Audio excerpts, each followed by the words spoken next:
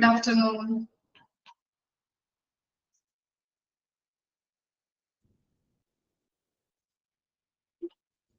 Good afternoon. Good afternoon, ma'am. Very energetic. Good afternoon. Good day, എല്ലാവരും.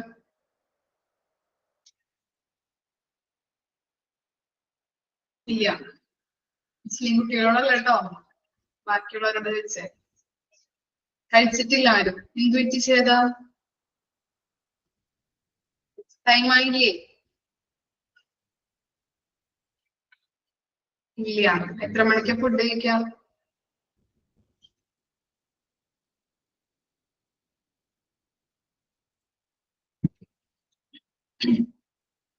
ഞാൻ കഴിച്ചു. 2 മണിയാവും. ഓക്കെ. 1 മണിക്കുള്ളിൽ ഫുഡ് കഴിക്കണോട്ട് എല്ലാവരും ലഞ്ച് കഴിക്കണമെന്നാ പറയുന്നത്. 1 മണിക്കുള്ളിൽ കഴിക്കാം.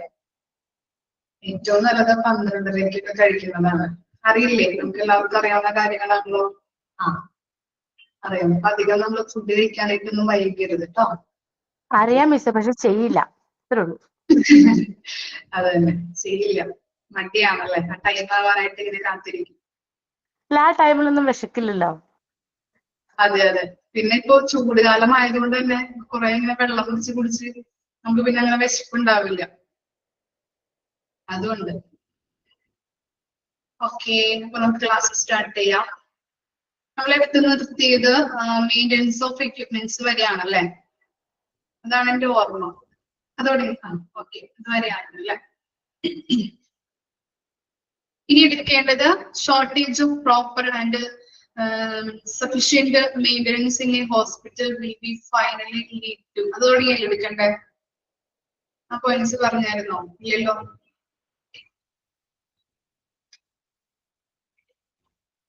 ആ പോയിന്റ്സ് നോക്കി നമ്മള് ഈ എക്യുപ്മെന്റ്സുകൾ പ്രോപ്പർ ആയിട്ട് മെയിൻ്റെനൻസ് ചെയ്തില്ല എന്നുണ്ടെങ്കിൽ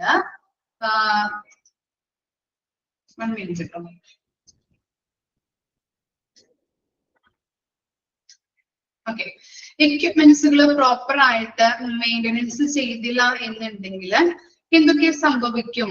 എന്തൊക്കെയായിരിക്കാം സംഭവിക്കുന്നത്? ഓക്കെ, അപ്പൊ അതിനെ കുറിച്ചിട്ടാണ് 4 പോയിന്റ്സിൽ പറയുന്നത്. നമുക്ക് ഫസ്റ്റ് പോയിന്റ് നോക്കാം. Risk to safety, security of patients and hygiene. അല്ലെ? എന്താണ്? ഇപ്പോ പല ഹോസ്പിറ്റലുകളിലും പല എക്യുപ്മെന്റ്സുകളും പല പേഷ്യൻസിന് യൂസ് ചെയ്യുന്നുണ്ട് ഇല്ലേ?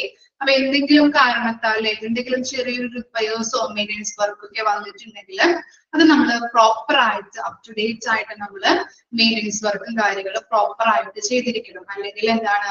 പേഷ്യൻസിന്റെ സുരക്ഷ അല്ലെ, സെക്യൂരിറ്റി അല്ലെങ്കിൽ സേഫ്റ്റി അത് ബാധിക്കുന്നുണ്ട് അല്ലെ, അവർക്ക് റിസ്ക് വരാനായിട്ട് സാധ്യതയുണ്ട്. അതുപോലെ തന്നെ എന്താ? Loss of utilization and revenue owing to failure, breakdown and closure of areas of equipment for repairs. അതായത് എന്താണ്? നമ്മള് ഇപ്പോ കറക്റ്റ് ആയിട്ട് ഇപ്പോ സ്കാനിങ് മെഷീൻ ഒക്കെ നമുക്ക് എടുക്കാം. സ്കാനിങ് മെഷീൻ ഒക്കെ നമ്മള് പലപ്പോഴും നമ്മൾ കണ്ടിട്ടുണ്ട് മൾട്ടി സ്പെഷ്യാലിറ്റി ഹോസ്പിറ്റലൊക്കെ ഒരു ദിവസം പോലും സ്കാനിങ്ങോ ഇല്ലാത്ത ഒരു ഹോസ്പിറ്റൽ ഉണ്ടാവില്ല. നമുക്ക് ചെന്ന് കഴിഞ്ഞാൽ കാണാൻ പറ്റും ഭയങ്കര എന്താ അവിടെ തിരക്കും കാര്യങ്ങളൊക്കെ ആയിരിക്കും ഇല്ലേ? ഒരാൾക്ക് എക്സ്റേ എടുക്കാനായിട്ട്, ഒരാൾക്ക് MRI, ഒരാൾക്ക് CT എടുക്കാനായിട്ട് ഭയങ്കര ക്യൂവും കാര്യങ്ങളും തിരക്കൊക്കെ അനുഭവപ്പെടുന്നത് കാണാം. അപ്പോ ഇങ്ങനെ പ്രോപ്പർ ആയിട്ട് നമ്മൾ യൂട്ടിലൈസ് പ്രോപ്പർ ആയിട്ട് ഈ മെയിൻ്റെനൻസ് വർക്കും കാര്യങ്ങളൊക്കെ ആ മിഷ്യന് എന്തെങ്കിലും ഒക്കെ സംഭവിച്ചു കഴിഞ്ഞാൽ അത് ചെയ്തില്ല എന്നുണ്ടെങ്കിൽ, മെയിൻ്റെനൻസ് വർക്കൊക്കെ കാര്യങ്ങൾ ചെയ്തില്ല എന്നുണ്ടെങ്കിൽ ആ മെഷീൻ കറക്റ്റ് ആയിട്ട് വർക്ക് ആവോ? ഇല്ല. റിസൾട്ട് ഒക്കെ നമുക്ക് എന്താണ്? ചിലപ്പോ ഫെയിലിയർ ആവാം, ചിലപ്പോ കറക്റ്റ് ആയിട്ട് കിട്ടില്ല അല്ലെ? അപ്പൊ അതുകൊണ്ട് തന്നെ അതിൽ നിന്നും കിട്ടുന്ന റവന്യൂ, വരുമാനം കുറയാനായിട്ട് സാധ്യതയുണ്ട് അല്ലെ?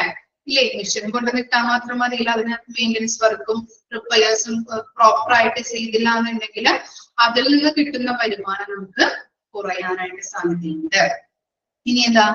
Loss of goodwill owing to inefficiency and declining standards. അതുപോലെ തന്നെ നമ്മുടെ ഹോസ്പിറ്റലിലെ ഗുഡ് വില്ല് ലോസ് അല്ലെ, ലോയിലേക്ക് പോകാൻ ചാൻസ് ഉണ്ട്. എന്താണ്? മറ്റു പല പേഷ്യൻസ് ആയാലും പറയും ആ ഹോസ്പിറ്റലിലോട്ട് പോകണ്ടോ, അവിടെ എന്താണ് കറക്റ്റ് ആയിട്ടുള്ള മെഷീനോ കാര്യങ്ങളോ ഒന്നും ഇല്ല, കറക്റ്റ് ആയിട്ട് അത് വർക്ക് ചെയ്യില്ല, കറക്റ്റ് ആയിട്ട് ഡയഗ്നോസിസ് ചെയ്യില്ല, അതുപോലെ തന്നെ തെറ്റായിട്ടുള്ള രോഗനിർണയമാണ് കണ്ടെത്തുന്നത്. അപ്പൊ അങ്ങനെയുള്ള കാര്യങ്ങളൊക്കെ ചെയ്യുമ്പോൾ പല പേഷ്യൻസിനും അത് എന്താണ്, അത് ബാഡ് ആയിട്ട് എഫക്ട് ചെയ്യാൻ സാധ്യതയുണ്ട് അല്ലെ. ഇപ്പൊ എന്താണ് കറക്റ്റ് ആയിട്ട് രോഗനിർണയം നടത്തിയില്ല, അല്ലെങ്കിൽ ആ റിസൾട്ട് കറക്റ്റ് ആയിട്ട് കിട്ടിയില്ല എന്നുണ്ടെങ്കിൽ അവർക്ക് രോഗനിർണയം തെറ്റായിട്ട് നിർണ്ണയിക്കാനായിട്ടും അതുപോലെ തന്നെ എന്താണ് അവരുടെ രോഗത്തിനുള്ള മരുന്നുകളെല്ലാവർക്കും ചിലപ്പോൾ കൊടുക്കുന്നുണ്ട് അല്ലെ. അങ്ങനെയുള്ള രോഗനിർണയം നടത്താനായിട്ട് സാധ്യതയുണ്ട്. തെറ്റായിട്ടുള്ള രോഗനിർണയം നടത്തി തെറ്റായിട്ടുള്ള തെറ്റായിട്ടുള്ള ട്രീറ്റ്മെന്റുകൾ കൊടുക്കാനായിട്ട് സാധ്യതയുണ്ട്. അപ്പോ അവിടുത്തെ ആ ഹോസ്പിറ്റലിലെ ഗ്രൂപ്പില് ലോയിലേക്ക് പോകാനായിട്ട് ചാൻസസ് ഉണ്ട്. പിന്നെ എന്താ, net reduction in effective life of proper lay and equipment. അതുപോലെ തന്നെ ഉപകരണത്തിന്റെ ഫലപ്രദമായിട്ടുള്ള ആയുസ് കുറയുകയാണ് ചെയ്യുന്നത് അല്ലെ. നിങ്ങളൊന്ന് ആലോചിച്ച് നോക്കിയേ, എന്താണ് അത് പ്രോപ്പർ ആയിട്ട് അതിന്റെ മെയിൻ്റെനൻസ് വർക്കും കാര്യങ്ങളൊന്നും ചെയ്തില്ല എന്നുണ്ടെങ്കിൽ അത് ചിലപ്പോൾ എന്തെങ്കിലും ചെറിയൊരു കംപ്ലൈന്റോ അങ്ങനെ എന്തെങ്കിലുമൊക്കെ ഉണ്ടാവുള്ളൂ. പക്ഷെ അത് നമ്മള് സാരില്ല പോട്ടെ എന്ന് പറഞ്ഞ് നമ്മൾ തള്ളിക്കളഞ്ഞിട്ടുണ്ടെങ്കിൽ അത് എന്താണ്, അത് വലിയൊരു കംപ്ലൈന്റിലേക്ക് പിന്നീട് മാറും ഇല്ലേ. നമ്മളായാലും ചെറിയൊരു ചുമ വന്നിട്ട് നമ്മൾ കറക്റ്റ് ആയിട്ട് ട്രീറ്റ്മെന്റ് ചെയ്തില്ല എന്നുണ്ടെങ്കിൽ അപ്പൊ കുഴപ്പമൊന്നും ഉണ്ടാവില്ല എന്ന് പറഞ്ഞ് കറക്റ്റ് ആയിട്ട് ട്രീറ്റ്മെന്റ് ചെയ്തില്ല എന്നുണ്ടെങ്കിൽ വലിയൊരു അസുഖത്തിലേക്ക് അല്ലെ നമുക്ക് ചിലപ്പോൾ ന്യൂമോണിയ വരാം, അതുവഴി നമ്മള് ഡെഡ് ആവാൻ ചാൻസ് ഉണ്ട് അല്ലെ. അപ്പൊ അതുകൊണ്ട് അങ്ങനെ തന്നെയാണ് നമ്മുടെ മിഷന്റെയും കാര്യങ്ങള് കറക്റ്റ് ആയിട്ട് പ്രോപ്പർ ആയിട്ട് റിപ്പയേഴ്സോ മെയിൻ്റെനൻസ് വർക്കോ ചെയ്തില്ല എന്നുണ്ടെങ്കിൽ അതെന്താണ്, അതിന്റെ ആയുസ് തീരാനായിട്ട് അല്ലെങ്കിൽ കുറയാനായിട്ട് ചാൻസ് ഉണ്ട്. ഓക്കെ, വായിച്ചു വെക്കുന്ന 4 പോയിന്റ്.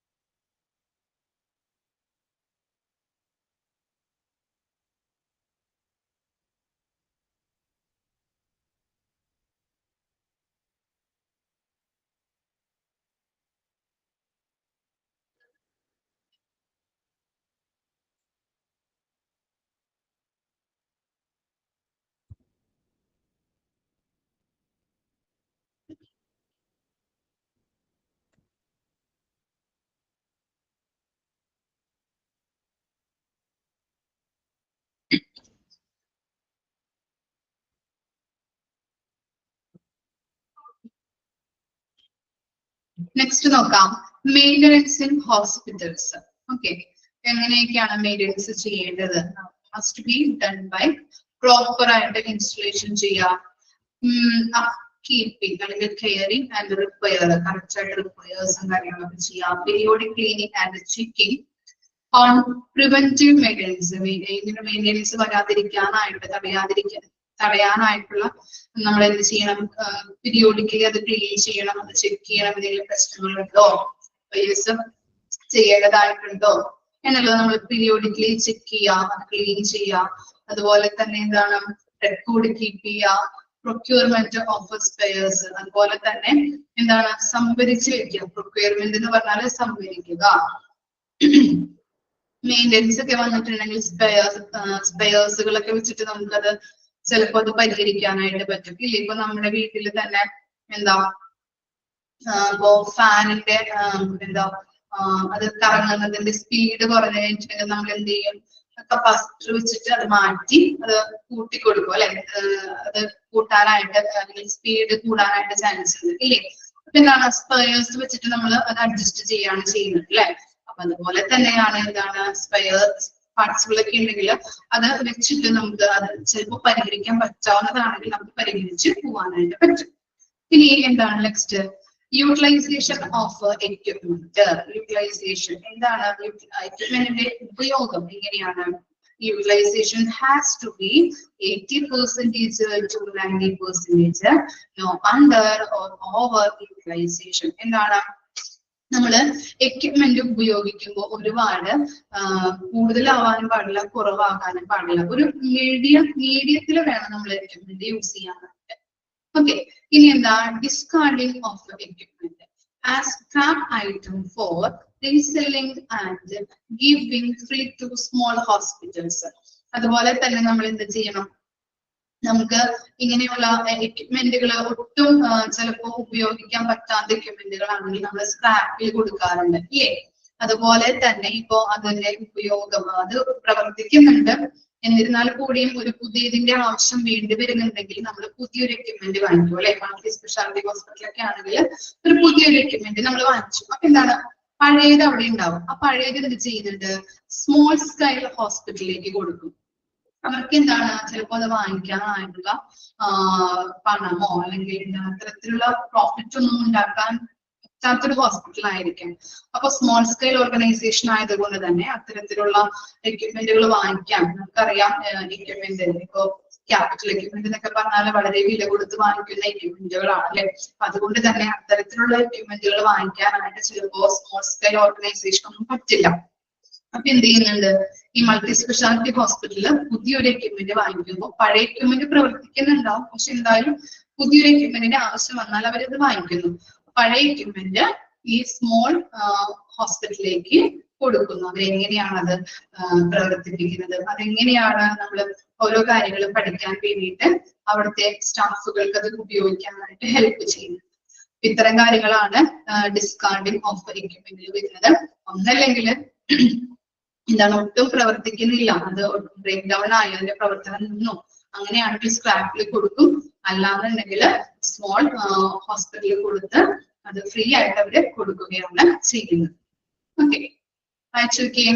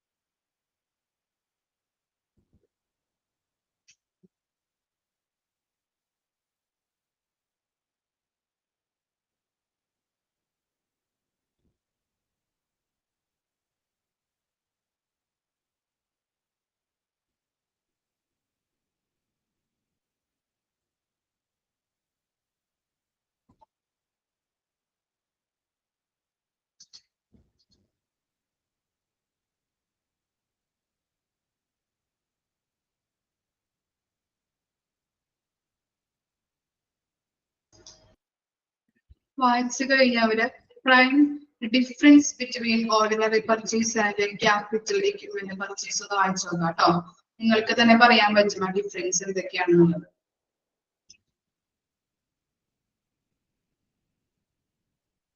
വായിച്ചു നോക്കിയിട്ട് പറയാം. ഇപ്പൊ ഞാൻ പറയിപ്പിക്കാം ഓരോരുത്തർക്കും.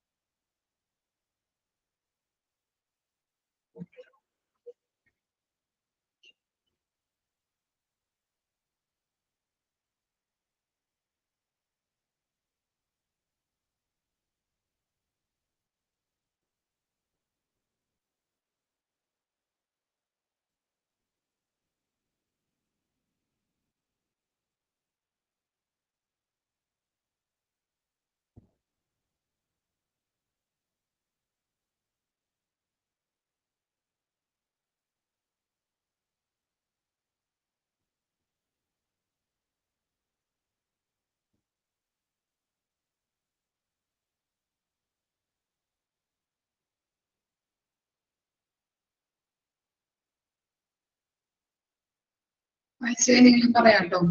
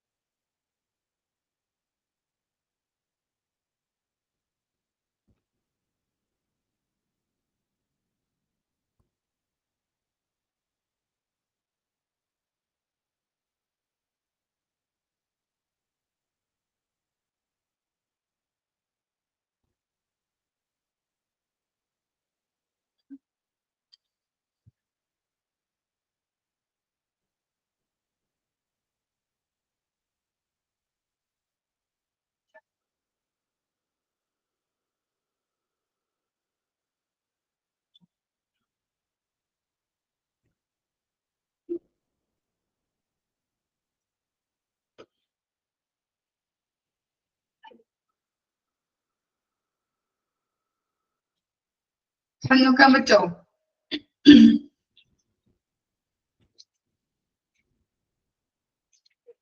ആരെങ്കിലും ഒന്ന് പറഞ്ഞേ, എന്തൊക്കെയാ ഡിഫറൻസ്? ഫർസാന പറഞ്ഞു.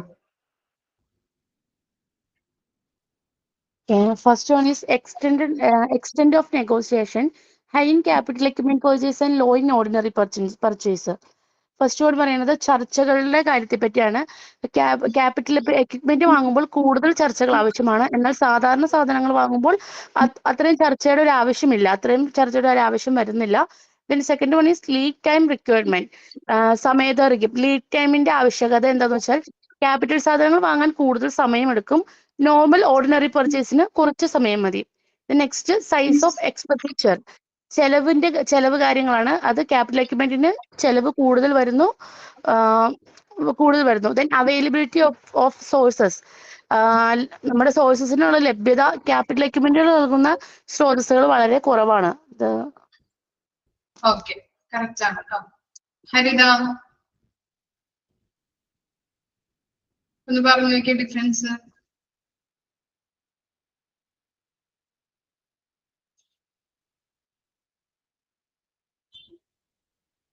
ഹരിത ജോയിൻ ആയിട്ടില്ലേ?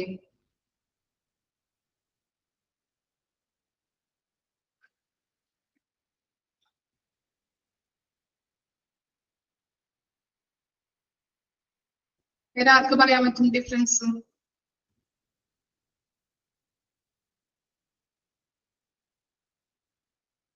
മെർലിൻ. ഹലോ മിസ്സേ, ഞാനേ കടയിൽ പോയതുകൊണ്ടേ കടയിൽ പോയിട്ട് വരുന്ന വഴിയാ, ഇപ്പൊ ക്ലാസ്സിൽ കയറിയെന്നേ ഉള്ളൂ.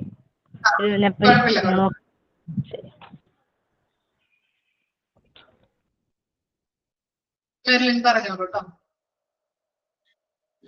Extent of negotiation, high in capital equipment purchase and low in ordinary purchase.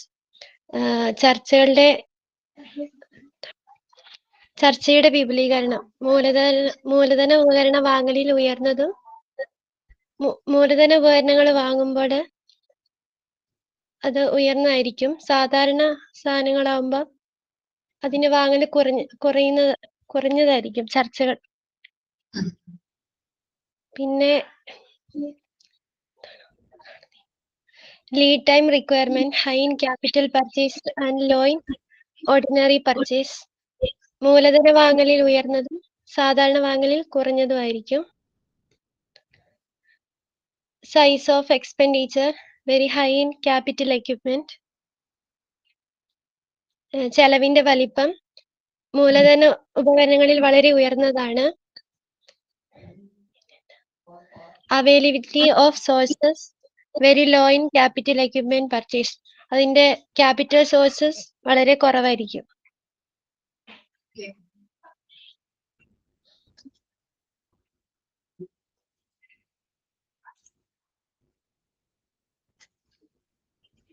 അപ്പൊ നമ്മൾ പറഞ്ഞത് എന്താണ്? ക്യാപിറ്റൽ എക്വിപ്മെന്റ് പർച്ചേസും അതുപോലെ തന്നെ ഓർഡിനറി എക്വിപ്മെന്റ് പർച്ചേസിന്റെ ഡിഫറൻസ് ആയിരുന്നു. എന്താണ് ഫസ്റ്റ് വൺ പറഞ്ഞത്? നെഗോഷിയേഷൻ അല്ലെ, ചർച്ചയെ പറ്റിയുള്ള പ്രത്യേകതകളാണ് പറഞ്ഞത്. അപ്പോ ക്യാപിറ്റൽ എക്വിപ്മെന്റ് ആണെങ്കിൽ വലിയ രീതിയിൽ ചർച്ച ചെയ്യേണ്ടതായിരിക്കുമല്ലോ അല്ലെ, പലരോടും ചോദിച്ച മറ്റേ ഡിസിഷൻ മേക്കേഴ്സിന്റെ കാര്യങ്ങളൊക്കെ നമ്മൾ പറഞ്ഞിട്ടുണ്ടായിരുന്നു. അവർ ഓക്കെ പറഞ്ഞാൽ മാത്രമാണ് നമുക്ക് വാങ്ങിക്കാൻ പറ്റുള്ളൂ അല്ലെ എന്നൊക്കെ പറഞ്ഞിട്ടുണ്ടായിരുന്നു അല്ലെ. ചർച്ച വളരെ നമുക്ക് നീട്ടി അല്ലെങ്കിൽ അല്ലെങ്കിൽ എന്താ കൂടുതൽ ചർച്ചകൾ വേണ്ടി വരുന്നത് ക്യാപിറ്റൽ എക്യുപ്മെന്റ് പർച്ചേസിനാണ്. അതുപോലെ തന്നെ ഓർഡിനറി പർച്ചേസിനായിട്ടുണ്ടെങ്കിൽ എന്താണ് വളരെ ലോ മതി അല്ലെ. ഓക്കെ, പിന്നെ അതുപോലെ തന്നെ ലീഡ് ടൈം റിക്വയർമെന്റ്സ് എന്ന് പറഞ്ഞിട്ടുണ്ടെങ്കിൽ ലീഡ് ടൈം എന്ന് പറഞ്ഞാൽ അറിയാലോ, നമ്മൾ ഓർഡർ ചെയ്തു അത് നമ്മുടെ കയ്യിൽ കിട്ടുന്നത് വരെയുള്ള ടൈം ഗ്യാപ്പിനെയാണ് ലീഡ് ടൈം എന്ന് പറയുന്നത്. അപ്പോൾ ക്യാപിറ്റൽ എക്യുപ്മെന്റ് ആണെങ്കിൽ വളരെ ഹൈ ആയിരിക്കും. ചിലപ്പോൾ നമ്മൾ ചോദിക്കുമ്പോൾ കടയിലൊന്നും ഉണ്ടാവില്ല. അപ്പൊ അത് നമ്മൾ ചിലപ്പോൾ ഉണ്ടാക്കേണ്ടതായിട്ട് വരും. ഉണ്ടാക്കി നമ്മുടെ കയ്യിലേക്ക് എത്തിക്കാനായിട്ട് എന്താണ് വളരെ നാളുകൾ എടുക്കേണ്ടതായിട്ട് വരുന്നുണ്ട്. അതുപോലെ തന്നെ ഓർഡിനറി പർച്ചേസിലാണെങ്കിൽ ലോ ആണ്. അതുപോലെ തന്നെ സൈസ് ഓഫ് എക്സ്പെൻഡിച്ചർ, അതിന്റെ ചിലവ് ക്യാപിറ്റൽ എക്യുപ്മെന്റ് ആണെങ്കിൽ നമുക്കറിയാം, പറഞ്ഞു അല്ലെ, വളരെ വില കൊടുത്ത് വാങ്ങിക്കുന്ന എക്യുപ്മെന്റുകളാണ് ക്യാപിറ്റൽ എക്യുപ്മെന്റ്. അതുകൊണ്ട് തന്നെ അതിന്റെ എക്സ്പെൻഡിച്ചർ എന്താണ് ചിലവ് എന്ന് പറയുന്നത് വളരെ ഹൈ ആണ്. Availability of sources very low in capital equipment purchase. അതായത് ഇപ്പോ പല കടകളിൽ നമ്മൾ പോയി ചോദിച്ചു കഴിഞ്ഞാൽ ചില സാധനങ്ങളൊന്നും കിട്ടാറില്ല അല്ലേ. ഇപ്പോ പല കടകളിൽ ചോദിച്ചിറങ്ങി ചിലപ്പോ നമ്മളിങ്ങനെ കുറെ കടകളിലൊക്കെ തിരക്കിയിട്ടായിരിക്കും നമുക്ക് പല സാധനങ്ങളും കിട്ടുന്നത് അല്ലെ. ചിലപ്പോ അപൂർവം ചില കടകളിൽ മാത്രമൊക്കെ ഉണ്ടാവുള്ളൂ ചില സാധനങ്ങളൊക്കെ. അപ്പൊ അതിന് ക്യാപിറ്റൽ എക്യുപ്മെന്റ് ആയതുകൊണ്ട് തന്നെ വില കൊടുത്ത് വാങ്ങിക്കുന്ന എക്യുപ്മെന്റ് ആയതുകൊണ്ട് തന്നെ പല കടകളിലും അവർ കൊണ്ടുവന്ന് വെക്കില്ല അല്ലെ. ഇപ്പോ എന്താ പറയാ, എക്സാമ്പിൾ അതിന് പല നമ്മൾ പറഞ്ഞില്ലേ, ഇപ്പൊ വളരെ വില കൊടുത്ത് വാങ്ങിക്കുന്ന എക്സാമ്പിൾ അലമാര അങ്ങനെയുള്ള സാധനങ്ങൾക്കൊക്കെ എന്താണ് ചിലപ്പോ എന്റെ കല്യാണത്തിനൊക്കെ നമുക്ക് വീട്ടിലേക്കൊക്കെ ഇങ്ങനെ അലമാര കൊടുത്തുവിടല്ലേ. നിങ്ങളുടെയൊക്കെ ഉണ്ടാകുന്ന എനിക്ക് അറിയില്ല അലമാരകളും.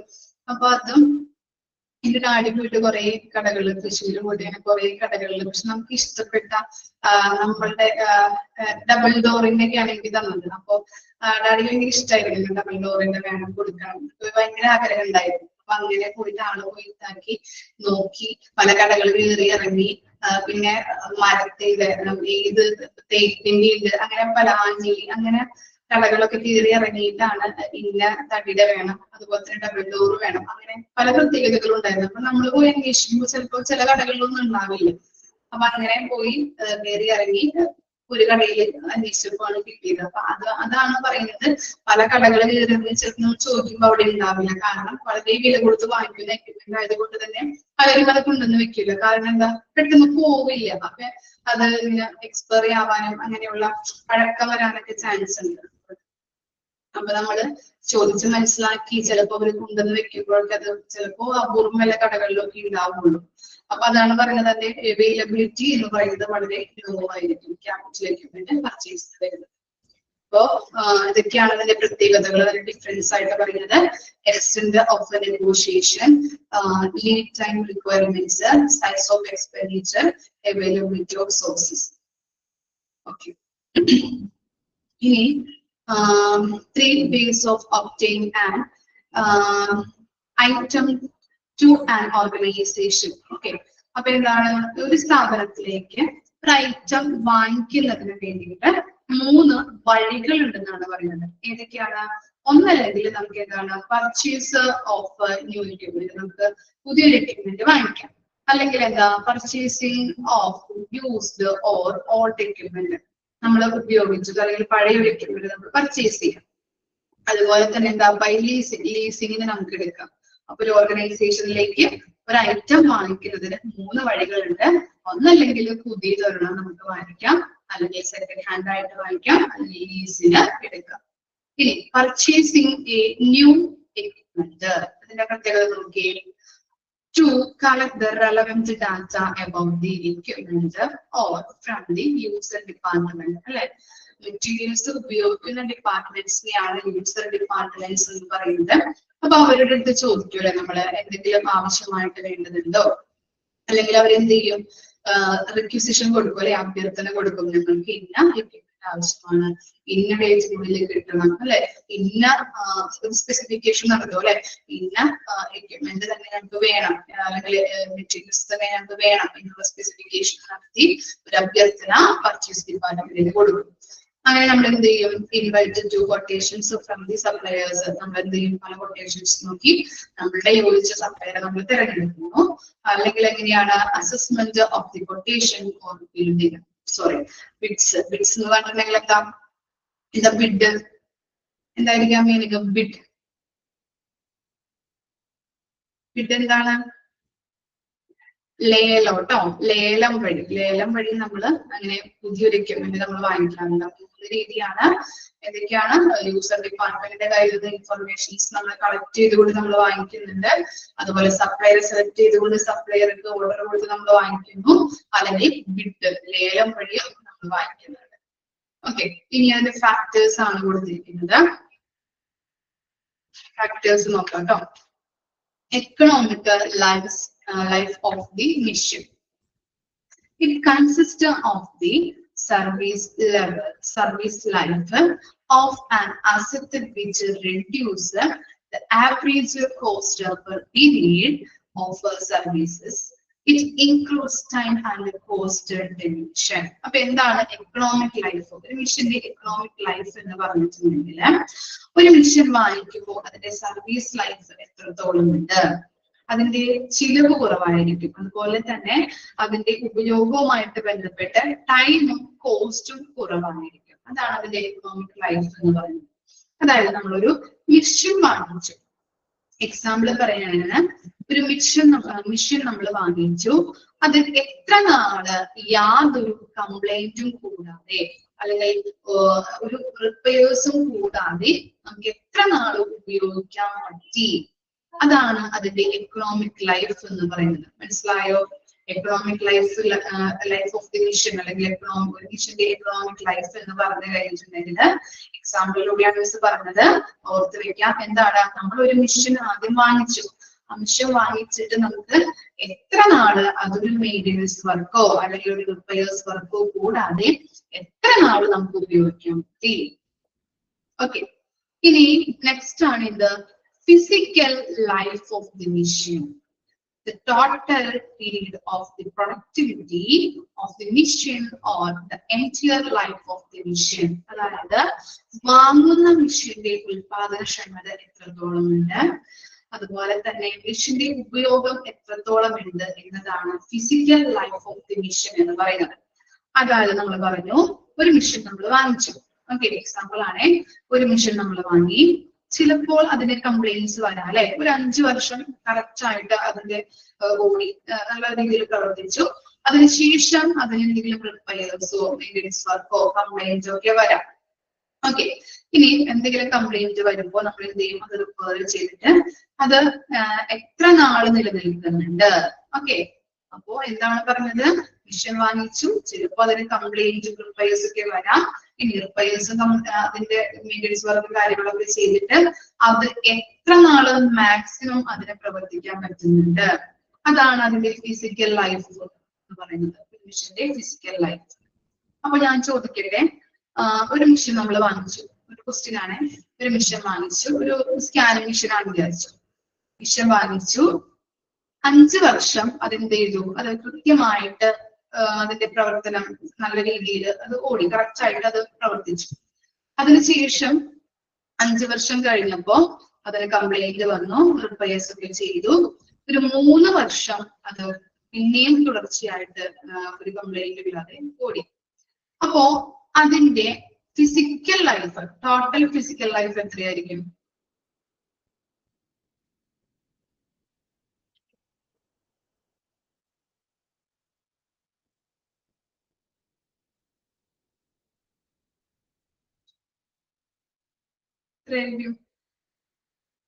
എട്ട് അല്ലേ?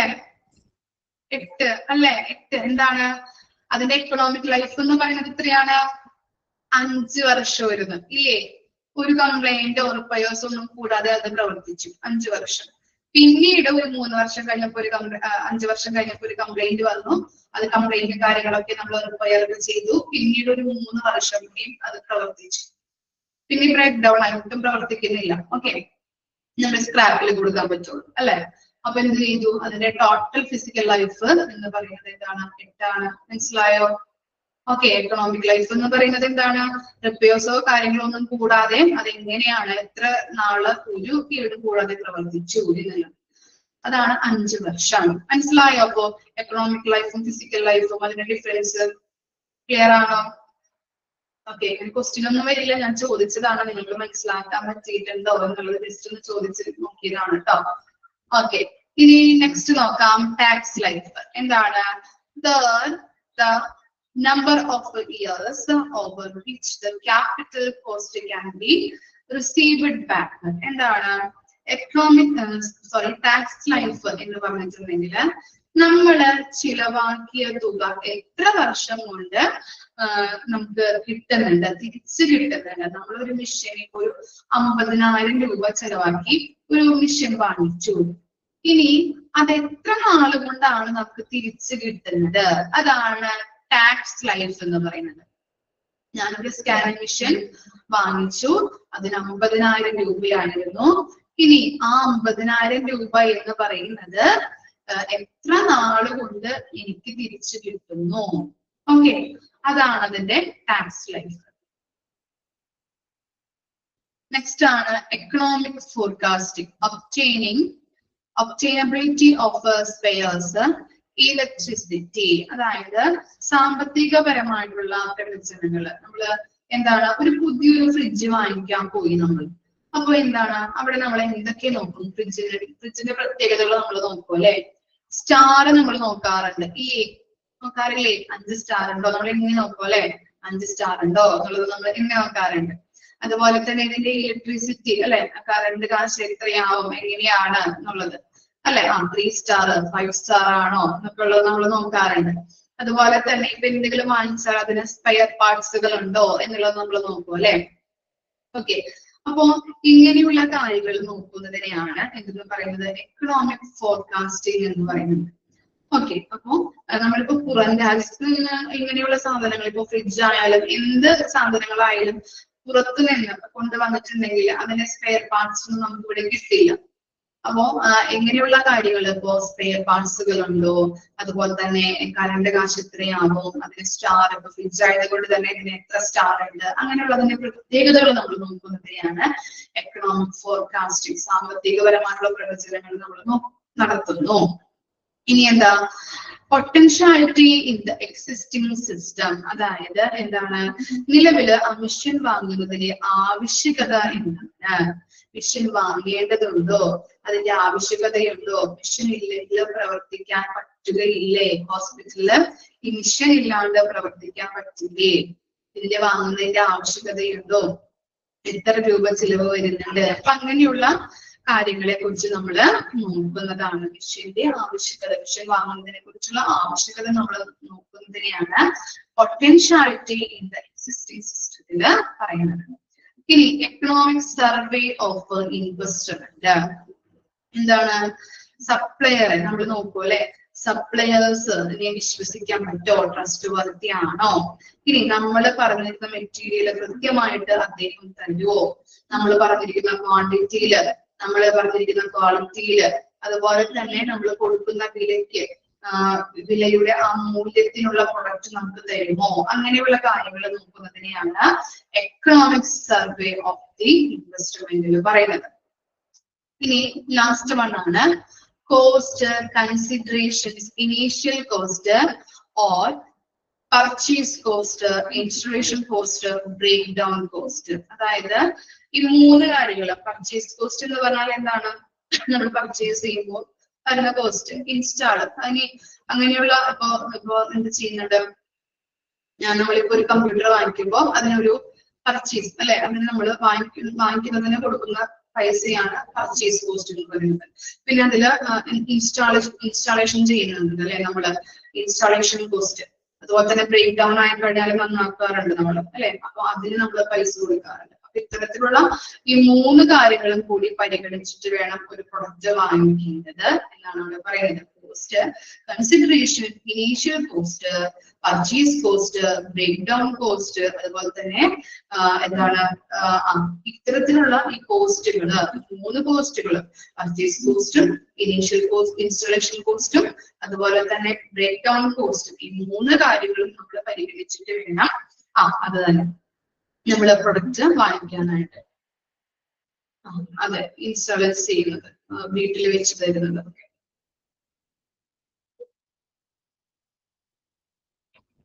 അയച്ചുനോക്കിയേ, economic life, physical life, tax life, economic forecasting, potentiality in the existing system, economic survey of the investment, post consideration. അയച്ചുനോക്കാം.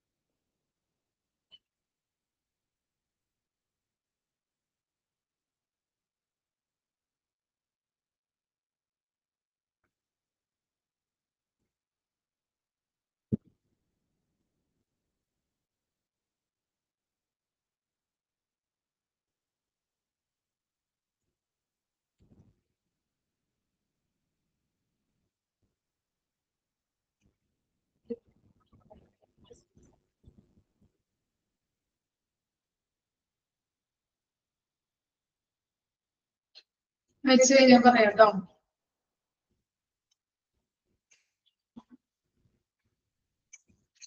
Okay.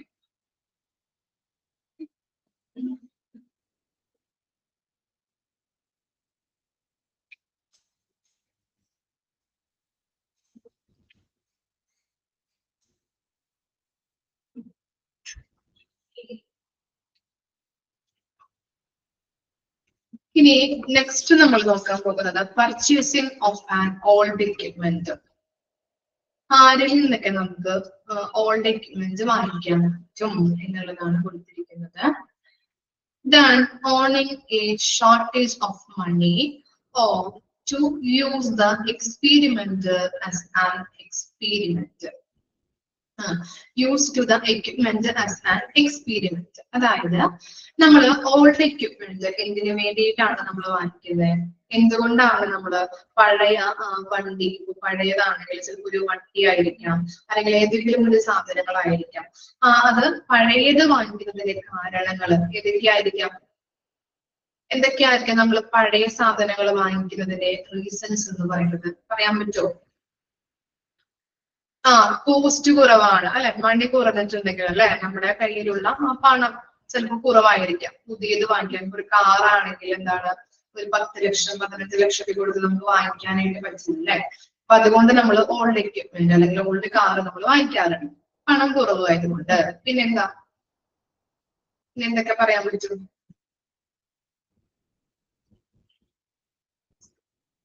Working condition നമ്മൾ നോക്കാറുണ്ട് അല്ലെ. ഓക്കെ,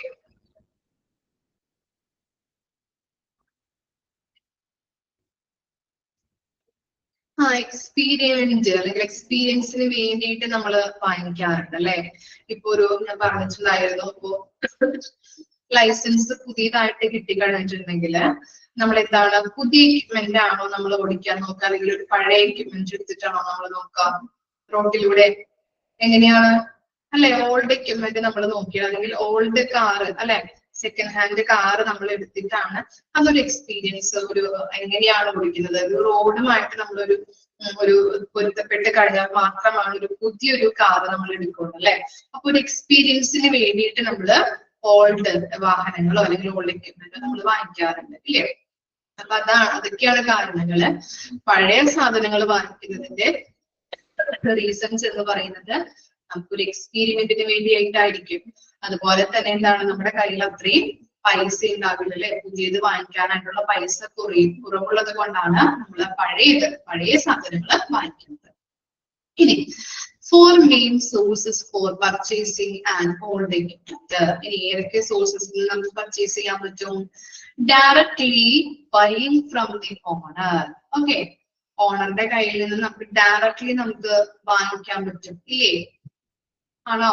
ഓക്കെ, ഇനി ഡയറക്ട്ലി ഓണറിന്റെ കയ്യിൽ നിന്ന് വാങ്ങിക്കുന്നത് കൊണ്ടുള്ള ഗുണങ്ങൾ എന്തൊക്കെയായിരിക്കാം? ഡയറക്ട്ലി നമുക്ക് വാങ്ങിക്കുന്നത് കൊണ്ടുള്ള ഗുണങ്ങള്?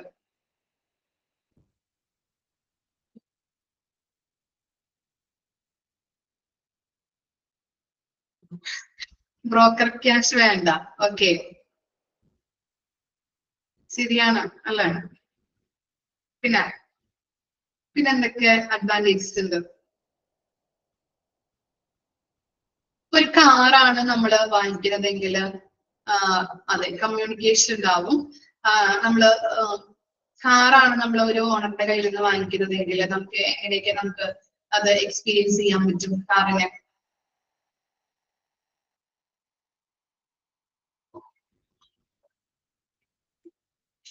വർക്കിംഗ് കണ്ടീഷൻ അറിയാൻ പറ്റും അല്ലെ, ഓടിച്ച് നോക്കാം നമുക്ക് ഇല്ലേ.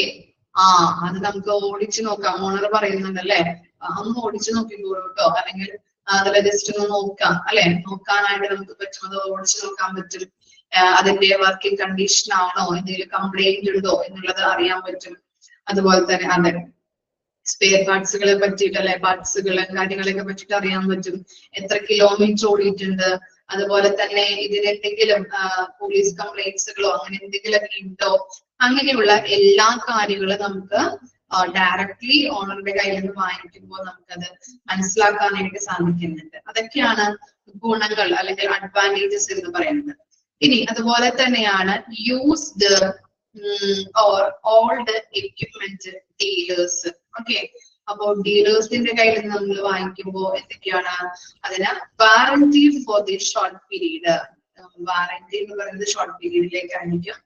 2 types of equipment received from them: rebuild and reconditioned equipment. അല്ലെ, നമുക്ക് എന്താണ് ഇപ്പോ ഡീലേഴ്സിന്റെ കയ്യിൽ നോക്കിയാൽ നമ്മൾ വാങ്ങിക്കുമ്പോൾ പഴയ കാല എക്യുപ്മെന്റ്സ് ആയിരിക്കും അവര് റീകണ്ടീഷൻ ചെയ്ത് റീബിൽഡ് ചെയ്തൊക്കെയാണ് നമുക്ക് തരുന്നത് അല്ലെ. അതിന്റെ പെയിന്റ് മാറ്റി, അതിന്റെ സ്പെയർ പാർട്സുകളൊക്കെ മാറ്റി, അതിന്റെ കാര്യങ്ങളൊക്കെ പുതിയതാക്കി, ഡിസൈൻസ് ഒക്കെ മാറ്റിയിട്ടാണ് റീബിൽഡ് ചെയ്ത് തരുന്നത് പുതിയതാക്കിയിട്ട് ഇല്ലേ.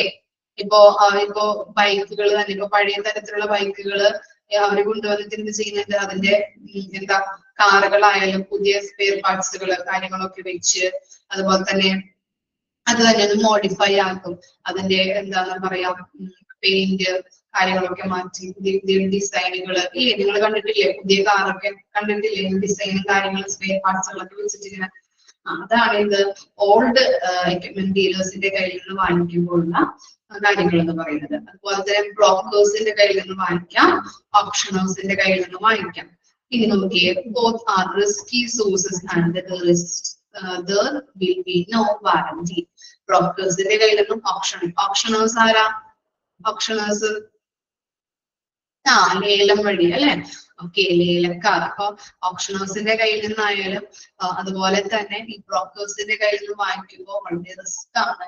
എന്താണ്? അതിന് വാറന്റി ഇല്ല. ഓക്കെ, ഇത്തരം കാര്യങ്ങളാണ് നമ്മൾ ഓൾഡ് എക്യുപ്മെന്റ് പർച്ചേസ് ചെയ്യുമ്പോൾ ഇങ്ങനെയൊക്കെയാണ്. എന്തുകൊണ്ടാണ് നമ്മൾ ഓൾഡ് എക്യുപ്മെന്റ് പർച്ചേസ് ചെയ്യുന്നത്? നമ്മളുടെ കയ്യിൽ പണമില്ലാത്തത് കൊണ്ടും അതുപോലെ തന്നെ അത് നമുക്കൊരു എക്സ്പെരിമെന്റിന് വേണ്ടിയിട്ട് നമ്മൾ പുതിയൊരു ഐറ്റം നമ്മൾ വാങ്ങിക്കാറില്ല. ഓൾഡ് എക്യുപ്മെന്റ് തന്നെയാണ് നമ്മൾ വാങ്ങി യൂസ് ചെയ്യുന്നത്. ഇനി 4 സോഴ്സിലൂടെ നമുക്ക് അത് വാങ്ങിക്കാൻ പറ്റും. ഡയറക്ട്ലി ഫ്രം ദ ഓണർ, അതുപോലെ എന്താണ് ഡീലേഴ്സിന്റെ ഓൾഡ് എക്യുപ്മെന്റ് ഡീലേഴ്സിന്റെ കയ്യിൽ നിന്ന് വാങ്ങിക്കാം, ബ്രോക്കേഴ്സിന്റെ കയ്യിൽ നിന്നും ഓപ്ഷണേഴ്സിന്റെ കയ്യിൽ നിന്നും നമ്മൾ വാങ്ങിക്കാം. ഡയറക്ട്ലി നമ്മൾ ഓണേഴ്സിന്റെ കയ്യിൽ നിന്ന് വാങ്ങിക്കുമ്പോഴുള്ള അഡ്വാൻറ്റേജ് എന്ന് പറഞ്ഞാൽ നമുക്ക് ഇപ്പോൾ കാറാണെങ്കിൽ അത് ഓടിച്ചു നോക്കാൻ പറ്റും, അതിന്റെ പ്രത്യേകതകളെ കുറിച്ച് അറിയാൻ പറ്റും, അതിനെന്തെങ്കിലും കംപ്ലൈന്റ് ഉണ്ടെങ്കിൽ അറിയാൻ പറ്റും, എത്ര കിലോമീറ്റർ ഓടിയിട്ടുണ്ട്, എന്തെങ്കിലും പോലീസ് കേസുകൾ ഉണ്ടോ, അങ്ങനെയുള്ള എല്ലാ കാര്യങ്ങളെയും കുറിച്ച് നമുക്ക് അറിയാൻ പറ്റും. അതുപോലെ തന്നെ എന്താണ് ഈ ഓൾഡ് എക്യുപ്മെന്റ് ഡീലേഴ്സിന്റെ കയ്യിൽ നിന്ന് വാങ്ങിക്കുമ്പോൾ അവരെന്ത് ചെയ്യുന്നുണ്ട്, പഴയ കാറുകൾ അല്ലെങ്കിൽ പഴയ ഐറ്റംസുകൾ എടുത്തിട്ട് അത് റീബിൽഡ് ചെയ്ത് റീകണ്ടീഷൻ ചെയ്താണ് നമുക്ക് തരുന്നത് അല്ലെ. പുതിയ പുതിയ സ്പെയർ പാർട്സുകളായാലും പുതിയ എന്താ ഡിസൈൻസുകള്, പെയിന്റുകള്, അത് ഓരോ കാര്യങ്ങളിലും മാറ്റം വരുത്തിയിട്ട് അവർ റീകണ്ടീഷൻ ചെയ്താണ് നമ്മുടെ കയ്യിലേക്ക് എത്തിക്കുന്നത്. ബ്രോക്കേഴ്സും ഓപ്ഷണേഴ്സിന്റെ കയ്യിൽ നിന്നും വാങ്ങിക്കുമ്പോൾ അത് വളരെ റിസ്കി ആണ്. എന്തുകൊണ്ടാണ്? അതിന് വാറന്റി ഇല്ല. ഓക്കെ, വായിച്ചു നോക്കാം കേട്ടോ.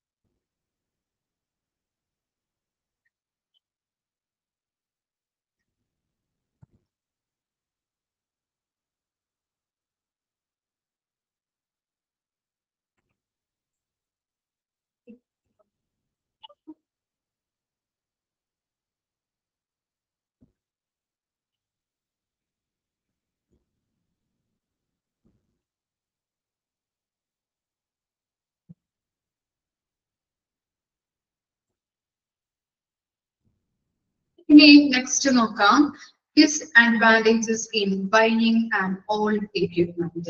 ഓൾഡ് എക്യുപ്മെന്റ് വാങ്ങിക്കുന്നതിന്റെ ഡിസ്അഡ്വാൻറ്റേജ് 3 കാര്യങ്ങളുള്ളൂ. നോക്കിയേ, ഫസ്റ്റ് വൺ എന്ന് പറയുന്നത് economic life period of a particular equipment cannot be ascertained. അതായത് എന്താണ് ഇവിടെ പറയുന്നത്, ഉപകരണം നമ്മൾ എത്ര നാള് ഉപയോഗിച്ചിട്ടുണ്ടെന്ന് നമുക്ക് അറിയാൻ പറ്റില്ല അല്ലെ. ഓൾഡ് എക്യുപ്മെന്റ് വാങ്ങിച്ചു കഴിഞ്ഞാൽ അത് എത്ര നാള് ഉപയോഗിച്ചിട്ടുണ്ട് എന്നുള്ളത് നമുക്ക് നിർണ്ണയിക്കാനായിട്ട് പറ്റില്ല എന്നാണ് പറയുന്നത്.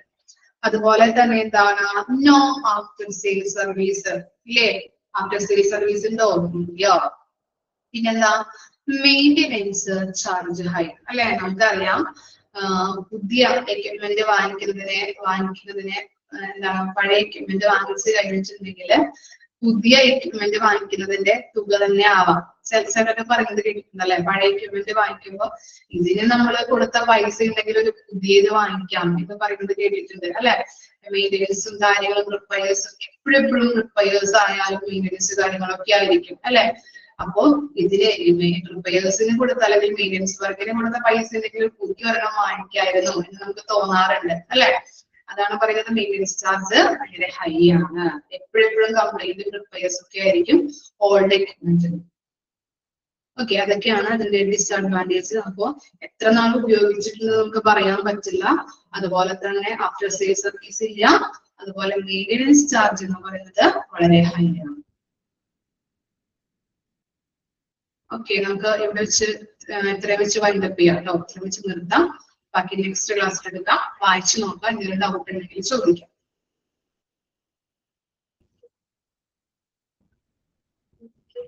ക്ലിയർ ആണോ ഇത്രയും വരെ? എന്തെങ്കിലും ഡൗട്ട് ഉണ്ടോ? ഇല്ല.